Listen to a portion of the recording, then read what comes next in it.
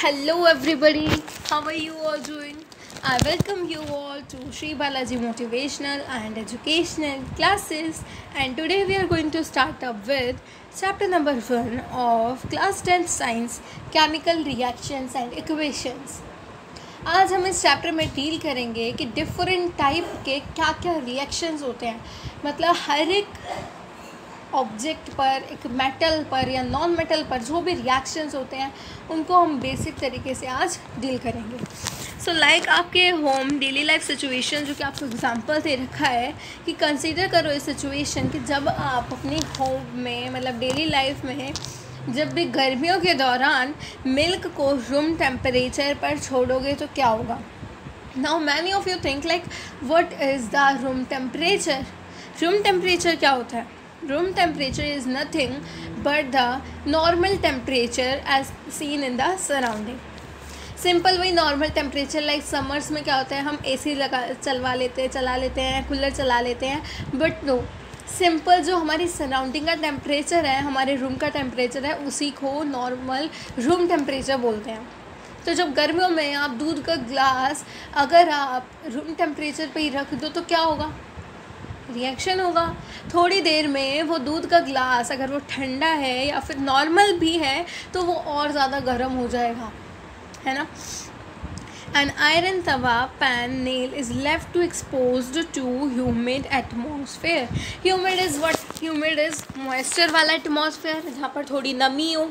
तो जब आयरन तवा या फिर यू कैन थिंक लाइक कि किसी भी आयरन की चीज़ को, आयरन तवा या फिर पैन या फिर नेल, किसी भी चीज़ को अगर हम बाहर ह्यूमिड एटमॉस्फेयर में रख देंगे सो दैट विल रस्ट. वहाँ रिएक्शन होगा वाटर के साथ और ऑक्सीजन के साथ जो है आयरन रिएक्शन करता है जिसकी वजह से that will rust. Okay, so यहाँ पर ऐसे ही आपको कुछ एग्जांपल्स दे रखे हैं. Now coming on to this activity 1.1 जहाँ पर आपको कुछ क्वेश्चन की चीज़ भी दे रखी है that you have to do this activity in your teacher's assistance. ठीक है, आपको एक्टिविटी पढ़नी है और यहाँ पर आप क्या देखोगे कि जब हम एक मैग्नीशियम रिबन को जब हम बर्न करेंगे, यानी कि वहाँ पर हम क्या करेंगे, बर्नर से we will burn this magnesium ribbon और उसको क्या करेंगे, हम टॉन्जिल से पकड़ेंगे because that will be very hot. तो हमें टॉन्जिल से पकड़ना होगा.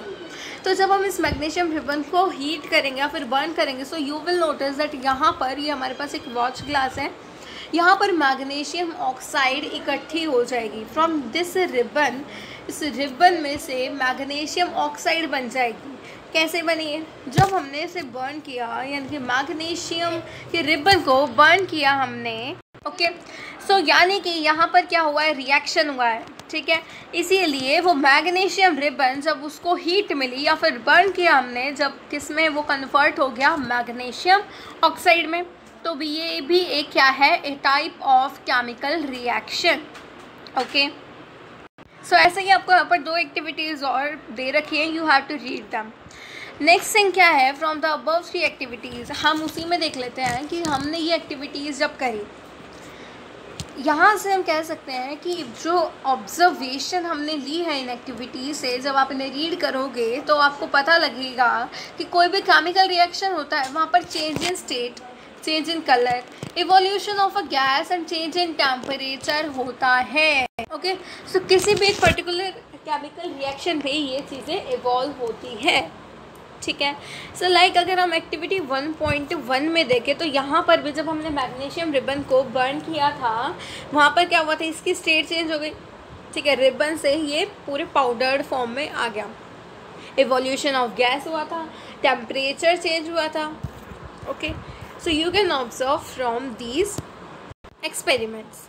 लाइक जब आप एक्टिविटी 1.2 में देखोगे तो यहाँ पर क्या कर रखा है, लेड नाइट्रेट का सॉल्यूशन ले रखा है एक टेस्ट ट्यूब में.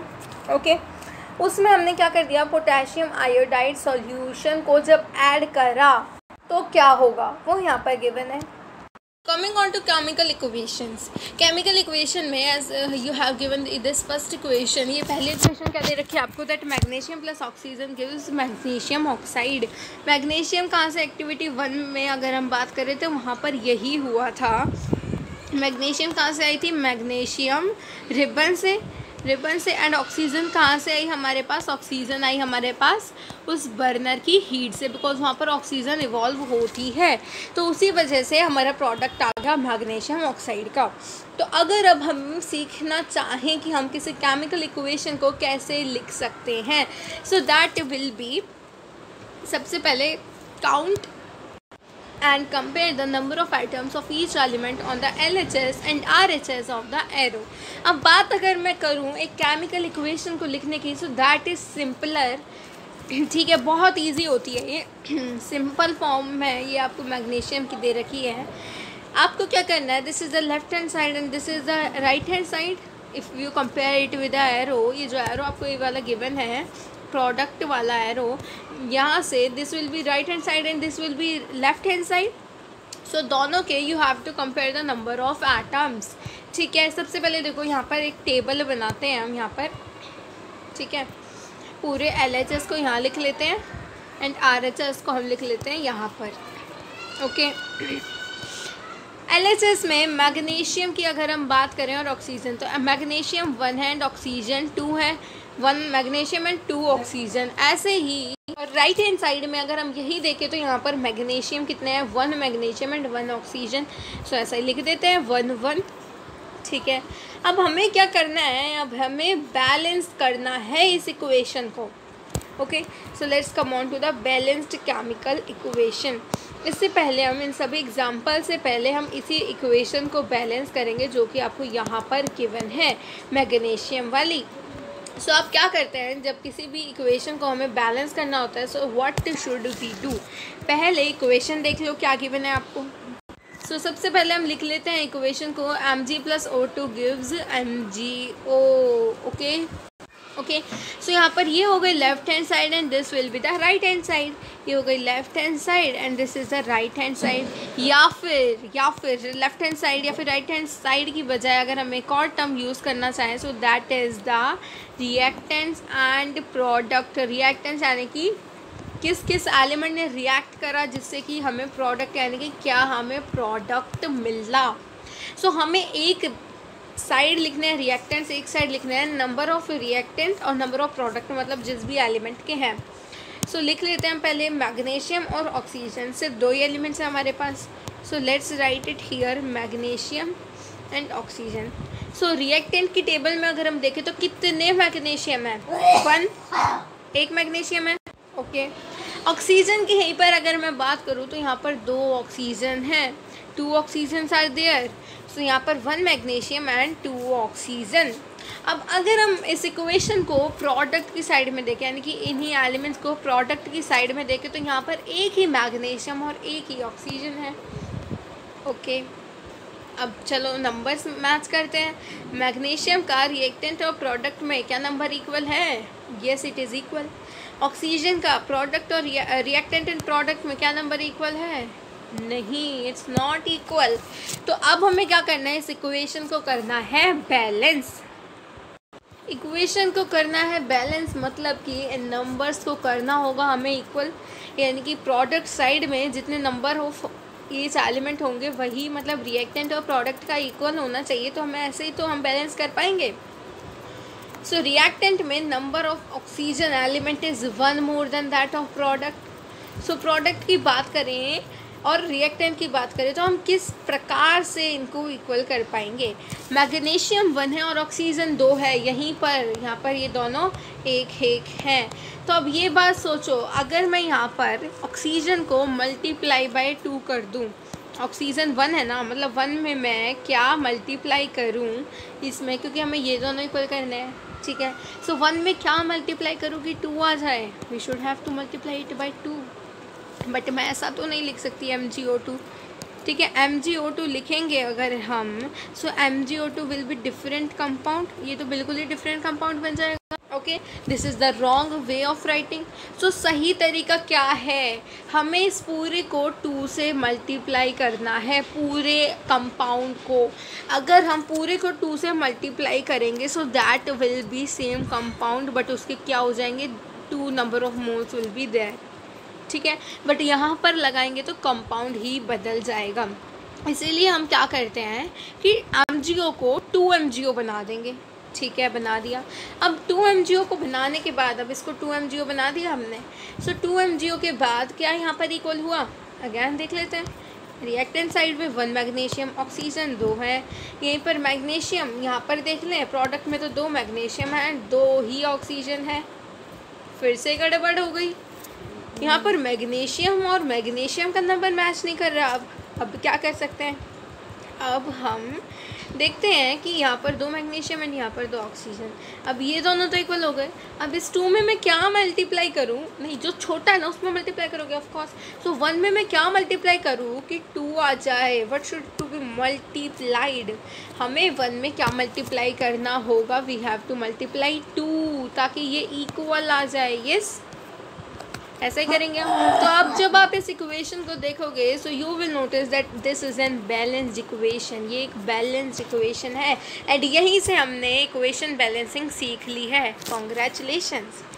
ओके, सो यहीं से आप इस NCERT को जब आप रीड करोगे तो यहाँ पर आपको यही सिखा रखा है कि बैलेंस हमें कैसे करनी है chemical equation. So you can read it by step. ठीक है, हमने इसको एक एग्जाम्पल से सीख लिया। चलिए हम एक एग्ज़ाम्पल और कर लेते हैं इफ़ यू ऑल वांट। तो एग्ज़ाम्पल ले लेते हैं हम इस इक्वेशन का, that is saying that Fe plus H2O gives Fe3O4 plus H2। Okay, तो इस इक्वेशन में देखो, अगर हमें इक्वेशन बैलेंस करनी है तो यहाँ पर रिएक्टेंट की साइड आयरन कितने हैं, 1 आयरन है। प्रोडक्ट की साइड आयरन कितने हैं, 1 मिनट जल्दी नहीं करनी हमें। आप देखो 1 आयरन यहाँ पर है। ओके, 1 आयरन आपके पास यहाँ पर है, पर ऐसा भी तो हो सकता है कि इस एरो से पहले इन एलिमेंट्स में और एक और आयरन हो। गिन लेते हैं, ये आयरन है, ये हाइड्रोजन है, ऑक्सीजन है, मतलब आयरन और नहीं है। सो यहाँ हम लिख सकते हैं दैट आयरन कितने हैं, 1 है। यहाँ गिन लेते हैं प्रोडक्ट साइड में, ये रिएक्टेंट साइड है, ये प्रोडक्ट साइड है। सो प्रोडक्ट साइड में कितने आयरन हैं, can any of you answer? Yes, very good. Reactant side में कितने हैं, 3 irons are there in the reactant product side, sorry product side में 3 आयरन्स हैं। अब ऑक्सीजन की बात करते हैं। ऑक्सीजन रिएक्टेंट की साइड में 1 है एंड यहाँ पर 4 ऑक्सीजन आर देयर। हाइड्रोजन यहाँ पर भी 2 है और यहाँ पर भी 2 है। सो आपको एक टैबुलर फॉर्म में NCERT ने दे रखा है। ठीक है, वही हमने जो अभी अंडरस्टैंड करा। अब हम देख लेते हैं कि अब इस 1 में हम क्या मल्टीप्लाई करें कि हम 3 को पहुंच सके, मतलब हम 3 के इक्वल आ सके। ऑफ कोर्स 1 में तो 3 मल्टीप्लाई करेंगे जब ही 3 आएगा। ओके, सो चलते हैं Fe के पास। We will not like Fe3 नहीं लिखेंगे, we will write 3Fe। Okay, 3 iron moles. अब हम देखते हैं, यहाँ 3 = 3 हो गया, डन। हाइड्रोजन की बात करूँ तो वो तो यहाँ पर भी 2 है, यहाँ पर भी 2 है। ओके, तो ठीक है। अब ऑक्सीजन की बात करते हैं। रिएक्टेंट साइड पे ऑक्सीजन 1 है एंड प्रोडक्ट साइड पर 4। फिर रिएक्टेंट पे 1 है, प्रोडक्ट पे 4। सो what should I do, reactant पे मल्टीप्लाई बाय 4 करना पड़ेगा प्रोडक्ट के इक्वल लाने के लिए, ऑफ कोर्स। तो यहाँ पर रिएक्टेंट की साइड में ऑक्सीजन जहाँ पर है उस पूरे एलिमेंट को, अगर ऑक्सीजन अकेला है सो दैट विल बी एलिमेंट, अगर ऑक्सीजन किसी और के साथ है जैसे कि यहाँ पर H2O है तो दैट विल बी कंपाउंड। तो हम पूरे कंपाउंड को 4 से मल्टीप्लाई करेंगे। ठीक है, अब ऑक्सीजन का नंबर और आयरन का नंबर तो हो गया मैच, पर अगर अब आप ध्यान दो तो यहाँ पर हाइड्रोजन का नंबर हो गया चेंज। 4 2 ज़ा 8, क्योंकि ये भी मल्टीप्लाई होगा ना। ऑफ कोर्स अगर H2 होता है तो that will counted as 2 and 2H होता है तो दैट इज़ काउंटेड एज 2। यहाँ पर अगर कुछ और भी आ जाएगा तो उसको भी तो मल्टीप्लाई करेंगे ना। सो यहाँ पर हाइड्रोजन के कितने एटम्स हैं, 8 हो गए रिएक्टेंट साइड में एंड प्रोडक्ट साइड में 2 हैं। सो अब देख लेते हैं कि दोनों साइड्स में हाइड्रोजन किस चीज़, कौन सी साइड को हाइड्रोजन की रिक्वायरमेंट है। सो यहाँ पर तो ऑलरेडी हाइड्रोजन ज़्यादा है, यहाँ पर कम है। सो यहाँ पर 8 हाइड्रोजन और यहाँ पर 2 हाइड्रोजन, तो 2 हाइड्रोजन को किस से मल्टीप्लाई करें कि 8 आ जाए। So that should be multiplied by 4।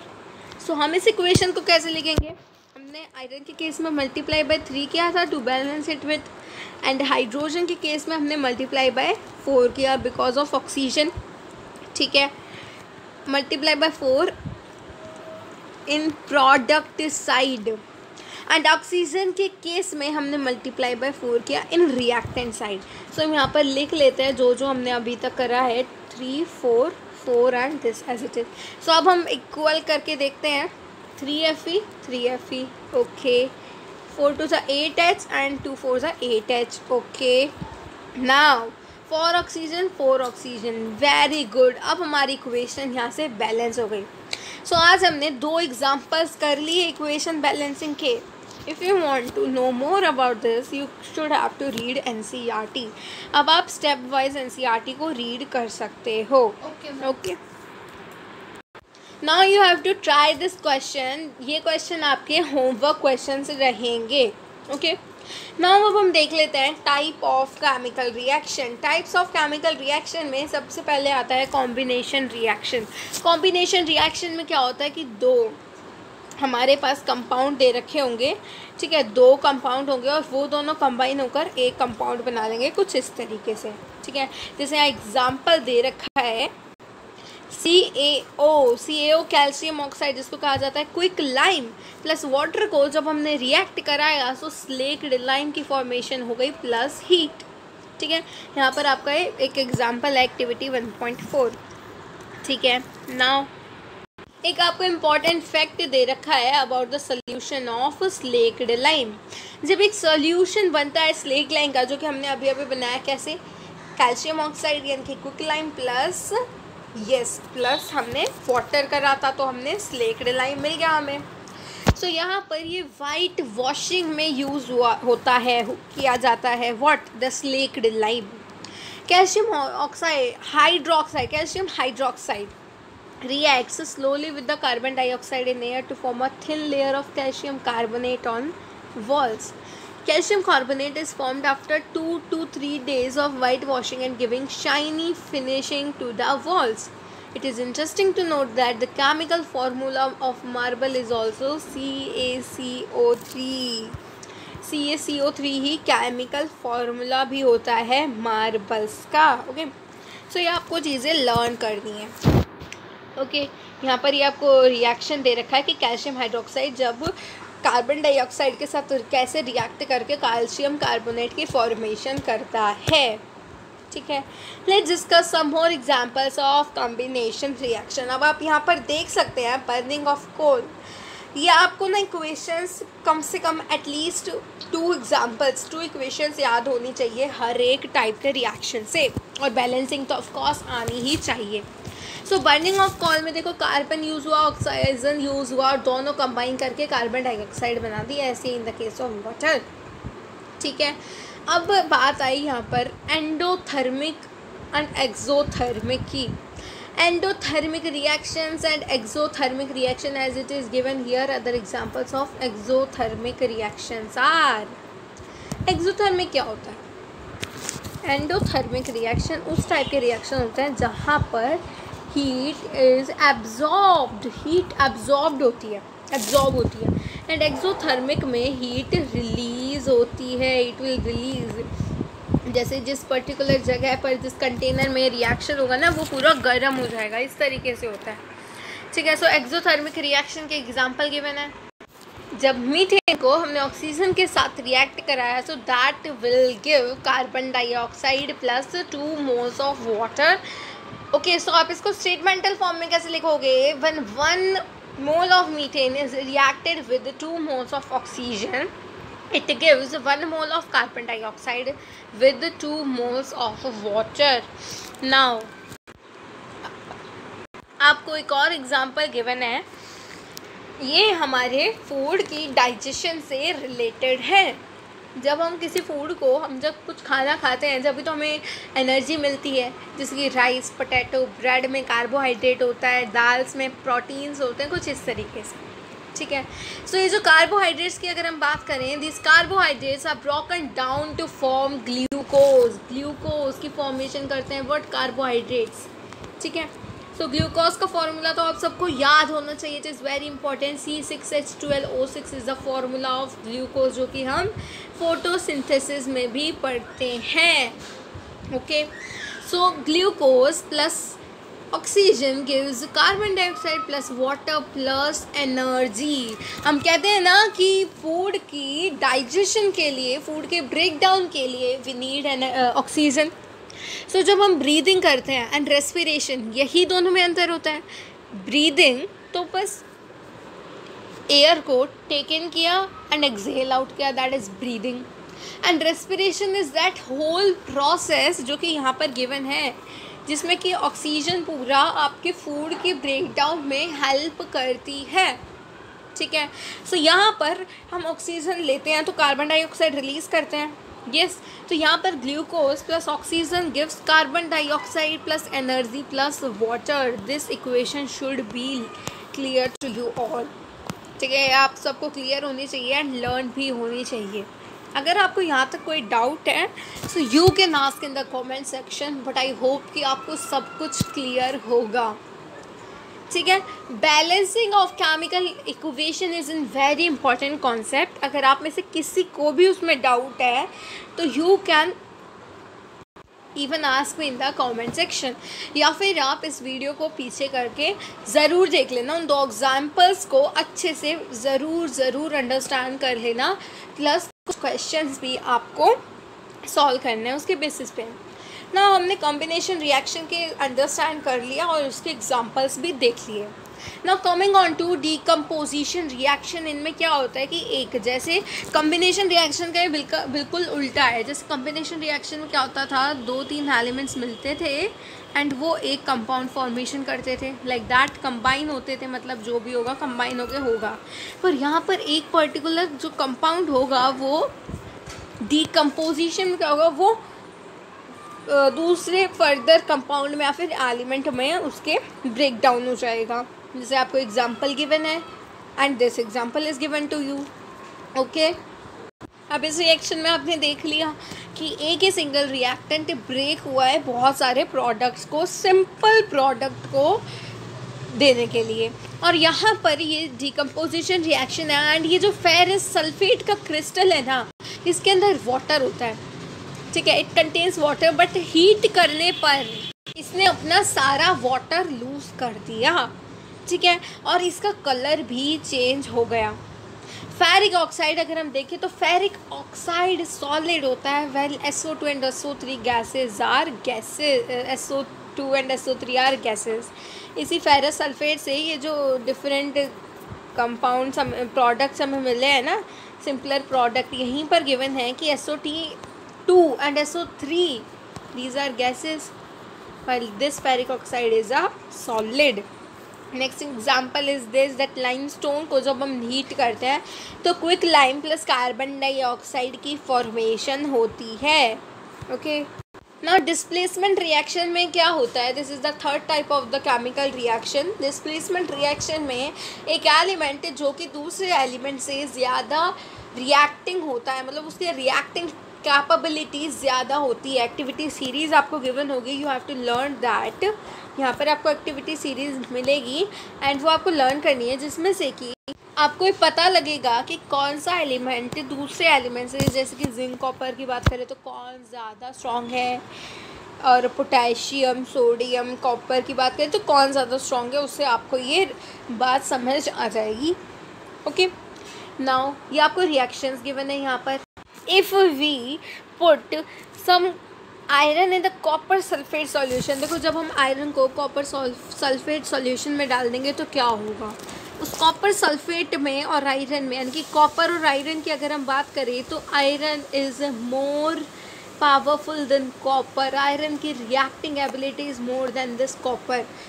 Okay, so अब क्या होगा, इसकी वजह से आयरन कॉपर को डिस्प्लेस कर देगा। सो यहाँ पर जो CuSO4 और प्लस आयरन था ना, सो ये जो आयरन है ये कॉपर को डिस्प्लेस कर देगा, यानी कि ये कॉपर की जगह ले लेगा iron. So this will form like FeSO4 plus iron की जगह कॉपर ले लेगा। ठीक है, ये हुआ यहाँ पर। नेक्स्ट एग्जांपल दे रखा है that is zinc plus CuSO4। अब जिंक और कॉपर में बात करें तो कॉपर की बात करें तो ये मोस्टली सभी एलिमेंट से लेस रिएक्टिव है, इसकी रिएक्टिविटी बहुत लो होती है। ठीक है, तो जिंक प्लस कॉपर सल्फेट की बात करें तो जिंक अगेन कॉपर को डिस्प्लेस कर देगा because again zinc is more powerful than copper. ऐसा यहाँ पर भी हो जाएगा। अब यहाँ पर Pb क्या होता है, Pb is nothing but the lead plus copper chloride की बात करें तो मैंने बताया आपको कि कॉपर बेसिकली ज़्यादातर एलिमेंट से क्या है, कमज़ोर है, ठीक है, वीक है, इसीलिए कॉपर को वो डिस्प्लेस कर देगा। What led. Next is the double displacement reaction. अब ये जो डबल डिस्प्लेसमेंट रिएक्शन है कुछ ज़्यादा डिफरेंट है नहीं डिस्प्लेसमेंट रिएक्शन से, बस फ़र्क इतना है कि वहाँ पर एक एलिमेंट होता है प्लस एक तो स्ट्रॉन्गर होता है, एक वीकर होता है। यहाँ पर दो है, दो कंपाउंड है, वहाँ पर एक कंपाउंड होता है, एक एलिमेंट होता है, यहाँ पर दोनों ही कंपाउंड है। सो अब यहाँ पर हम जैसे Na2SO4 प्लस BaCl2 की बात करें तो यहाँ पर क्या होगा, अगर सोडियम इस बैरियम से ज़्यादा स्ट्रॉन्ग होगा तो ये बैरियम की जगह ले लेगा। ऑफ कोर्स ऐसा ही होगा। सोडियम और पोटेशियम तो सबसे ज़्यादा स्ट्रॉन्गेस्ट हैं ये पूरी एक्टिविटी सीरीज़ में, they are the most powerful.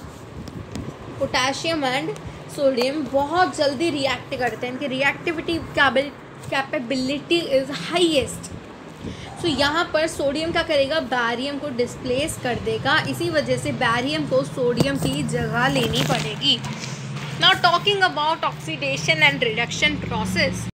Oxidation and reduction में क्या होता है, oxidation is OIL and RIG, इस इन वर्ड से आप लर्न कर सकते हो। Oil rich, oxygen is loss of electron और एडिशन ऑफ ऑक्सीजन। एक पर्टिकुलर अगर इक्वेशन में, एक पर्टिकुलर रिएक्शन में अगर वहाँ पर लॉस ऑफ इलेक्ट्रॉन हो रहा है या फिर एडिशन ऑफ ऑक्सीजन, अब आप यहाँ पर बेसिकली बात करोगे ऑक्सीजन की। Loss of electron, gain of electron, ये मोस्टली हम हायर क्लासेस में अंडरस्टैंड करेंगे, बट यहाँ पर 10th क्लास में what you have to study is कि किसी पर्टिकुलर रिएक्शन में अगर ऑक्सीजन की एडिशन हो रही है so that is oxidation process, और हाइड्रोजन की रिमूवल हो रही है so that is also the oxidation process.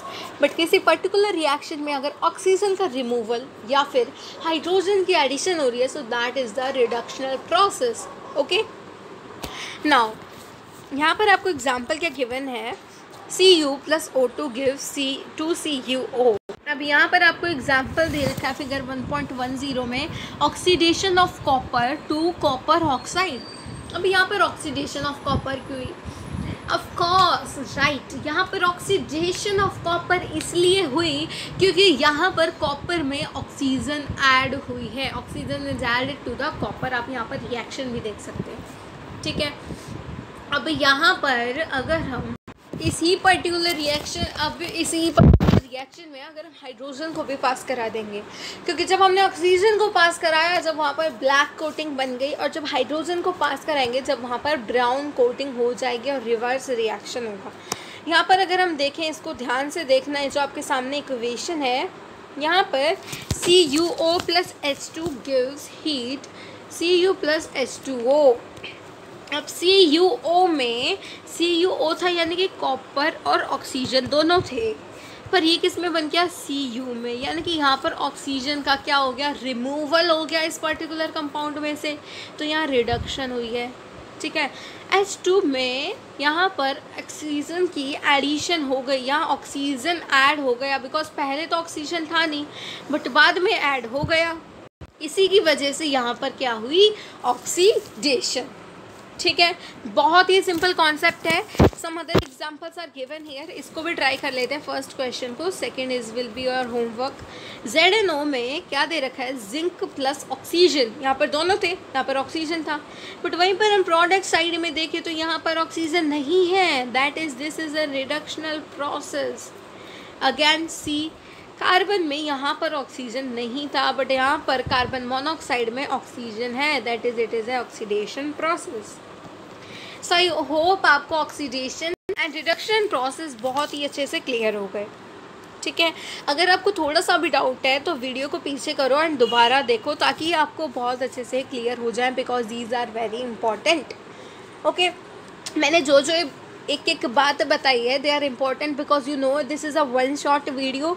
हमें एक ही वीडियो में पूरा चैप्टर फिनिश करना है, सो हमें सिर्फ और सिर्फ इम्पॉर्टेंट बातों पर ही ध्यान देना होगा और ये सारी बातें आपको लर्न करनी है। नाउ कोरोजन और रेंसिडिटी को पढ़ेंगे हम। Corrosion and rancidity is the last topic of our today's class. Now ये दोनों जो प्रोसेस हैं ये ऑक्सीडेशन के रिएक्शन की वजह से होते हैं। Corrosion में क्या होता है, करोड हो जाती हैं चीज़ें, जैसे कि आप आयरन नेल्स की बात करो या फिर आयरन की कोई भी चीज़ जिसको हम इस आयरन का जो प्रोसेस होता है इसको हम बेसिकली रस्टिंग ऑफ आयरन कहते हैं, है ना। इस कोरोजन को आयरन के साथ होती है तो रस्टिंग ऑफ आयरन कहते हैं।